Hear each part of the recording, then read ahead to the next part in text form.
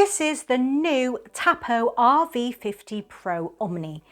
On paper, it offers features you would normally associate with a much more expensive flagship robot vacuum. It packs up to 15,000 pascals of suction, an all-in-one dock that empties the dustbin, washes the mop pads with hot water, and then dries them.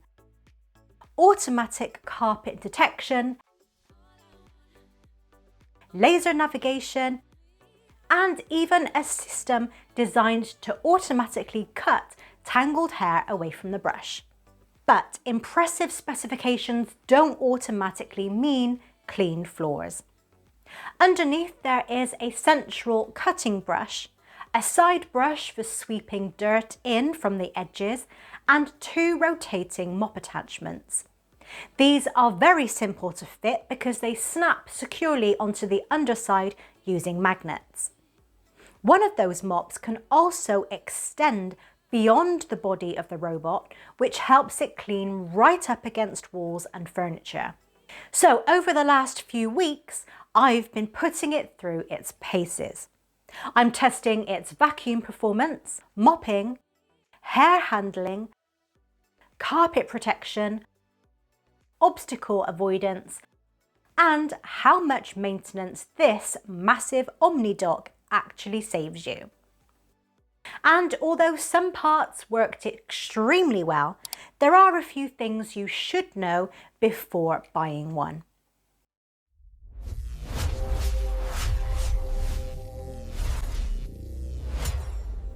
Before we begin, Tapo did supply the RV50 Pro Omni and sponsored today's video.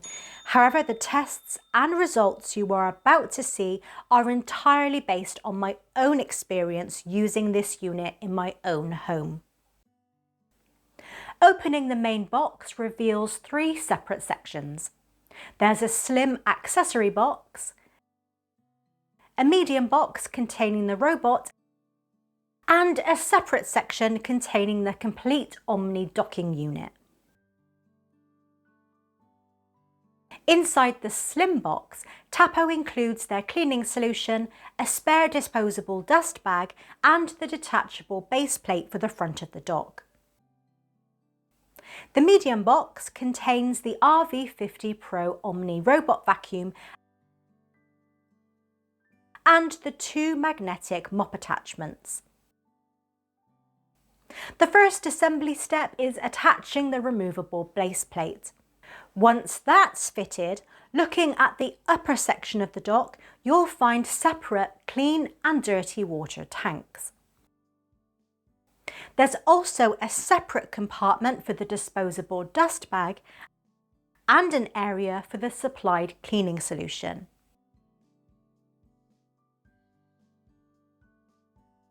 This dock handles most of the dirty work after cleaning, including emptying the robot, washing the mop pads and drying them.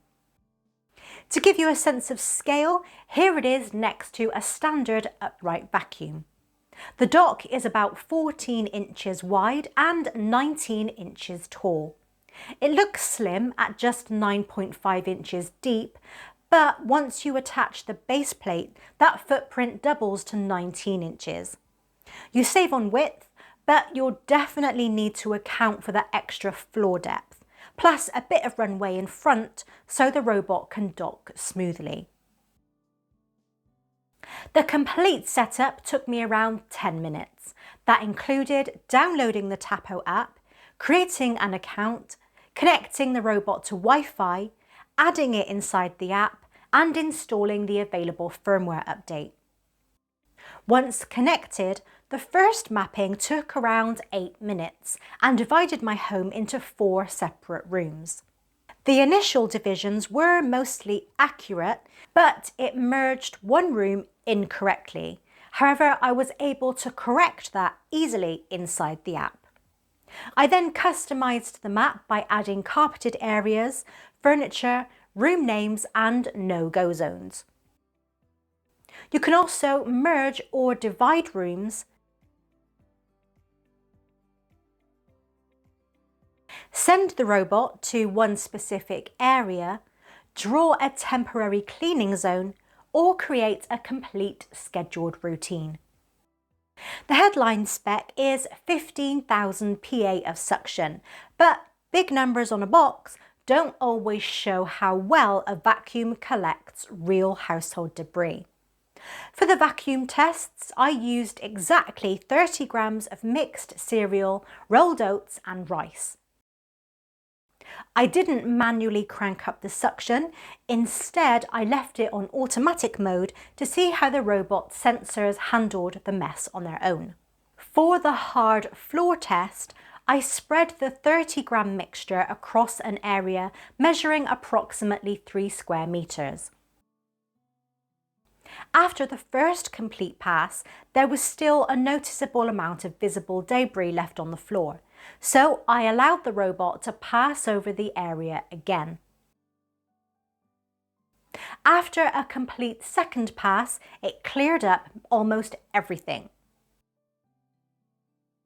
Weighing the bin afterwards, the robot recovered 29 grams from the original 30-gram mixture, which works out to approximately 96.7%.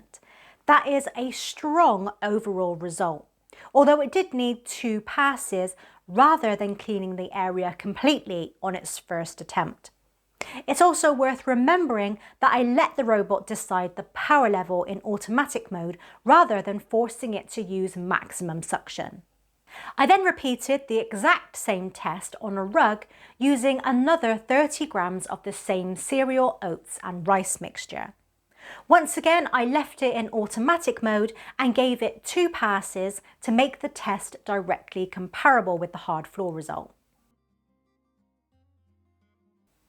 After the second pass, there was not much left behind. I could only see a few scattered grains of rice around the edges of the rug. Now, just like the hard floor test, I weighed the collected mixture after the second pass. This time, the robot recovered 28 grams from the original 30, which is roughly 93.3%. So the carpet result was slightly lower than the hard floors, but it still successfully collected the vast majority of the debris. Noise depends heavily on the selected suction level. On the standard setting, holding a decibel meter approximately 1 meter away registered between 54.1 and 62.4 decibels. At ultra suction, that increased to between 59.8 and 64.8 decibels.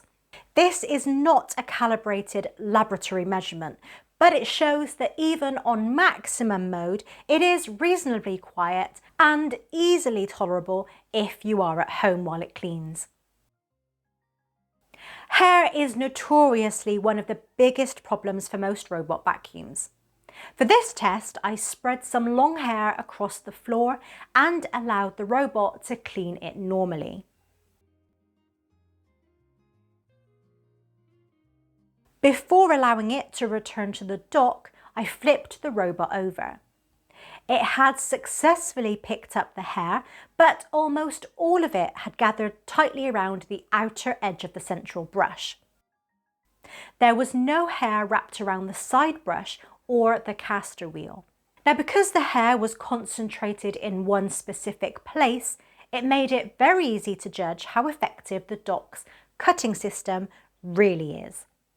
The clever part of this system happens once the robot docks. The station is designed to actually cut the wrapped hair away from the central brush before pulling it into the dust bag. After the dock completed its hair cutting cycle, all of the hair that was wrapped tightly around the outer edge of the central brush was completely gone. A few loose strands remained resting around the brush, but they weren't tangled and could be brushed away easily by hand. So although the dock didn't suck away every single loose strand, it completely removed the tightly wrapped hair that would normally require you to sit there with a pair of scissors cutting it away. In this test, the cutting system worked extremely well and significantly reduced manual maintenance. Moving on to mopping, the RV50 Pro Omni uses 2 rotating mop pads to continuously scrub the floor. One of these pads is specifically designed to extend outward so it can reach right up against walls and furniture. To test this, I put it up against orange juice on a hardwood floor and a dried coffee spill on flooring with deeper grooves. It handled the fresh juice absolutely no problem. However, the dried coffee in the deeper grooves proved to be a bit too much for it to completely remove, even after several passes. Because of this, I wouldn't treat this, or really any robot vacuum, as a replacement for manually scrubbing concentrated, sticky, or heavily dried stains. Where this system truly shines is in regular daily maintenance. I've actually got the robot scheduled to vacuum and mop every night while we're in bed, and this is where it excels. It vacuums first, returns to the dock to empty the dustbin and detach the mop pads, and then goes back roughly every 15 minutes during the mopping cycle to rinse them before continuing. Once the whole floor is finished, the dock gives the pads a deep wash using 60 degrees Celsius hot water and then dries them with heated air. To see how well that actually works, I checked the pads right after that tough coffee stain test, and they did look dirty. After washing, the pads looked very clean, and after leaving the drying cycle on the recommended setting of 3 hours, they were completely dry. Looking at the dirty water tank also showed just how much grime the dock had pulled out of those pads. So while I will still clean proper spills manually, the automated washing and drying system makes this incredibly convenient for everyday scheduled mopping. For keeping already clean floors free from daily dust and footprints, it works extremely well. Combination vacuum and mop robots can often cause problems when moving from hard flooring onto carpet. On rugs, the RV50 Pro Omni simply lifts its mop pads rather than dragging them across the fibres. The RV50 Pro Omni uses laser navigation and obstacle detection to move around furniture and everyday objects. For this test, I created a simple course using a sock, a slipper and a small pet toy. The strongest result was with the slipper. The robot avoided it completely and cleaned neatly around the entire edge without touching or moving it. This was exactly the type of controlled obstacle avoidance I was hoping to see. The lightweight pet toy was more challenging. On the first pass, the robot pushed it out of the way rather than navigating around it. On the second pass, it recognised the toy more successfully and cleaned around it, although it still gave it a slight nudge as it passed.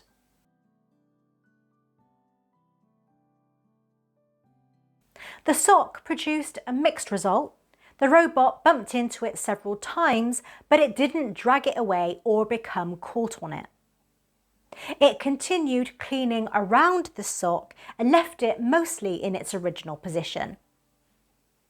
Overall, it handled the solid slipper extremely well, but was less precise with lightweight and soft objects that could move when touched.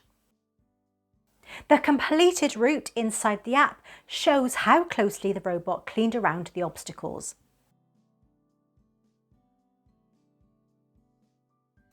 Its navigation around the slipper was particularly impressive because it followed the shape closely without making contact.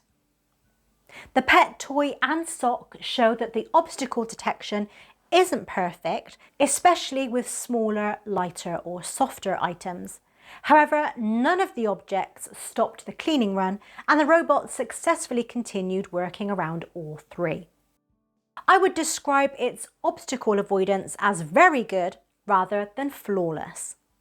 I also tested the Alexa integration and it works exactly as you'd expect for the basics. You can easily start, stop and dock the volume using your voice.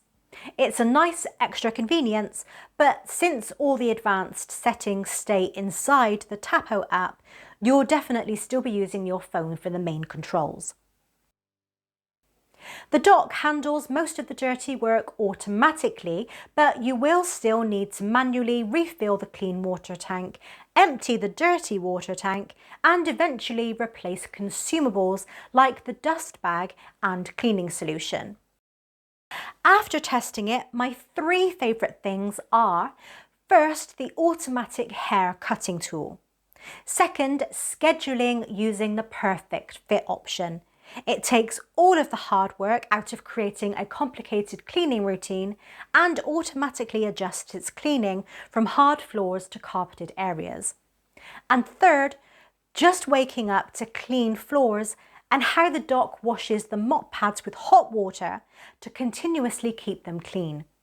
The main compromises are the ongoing cost of replacing consumables and the fact that it isn't designed to tackle tough or really dirty stains. So, should you buy the Tapo RV50 Pro Omni? For a home with mostly hard floors, some rugs or carpet, pets or long hair, and enough space for the dock, it offers a genuinely useful collection of automated features. The headline specification may be 15,000 pascals of suction, but the stronger reason to buy it is the combination of automatic dust emptying, mop washing, mop drying, hair cutting, and smart carpet handling. Those are the features that actually save you from regularly touching dirty mop pads and cutting hair away from the brush by hand. At $399.99 at the time of recording, my verdict is that this is highly recommended. I would recommend it to anyone wanting flagship level automation without the £1,000 price tag. I would avoid it if your home is entirely deep pile carpet, as you won't get to use the advanced mopping features that make this unit so great. Let me know in the comments what your current robot vacuum struggles with most. Is it pet hairs, carpets, loose cables, or cleaning properly around the edges? And make sure to subscribe for more real-world technology tests without marketing shortcuts.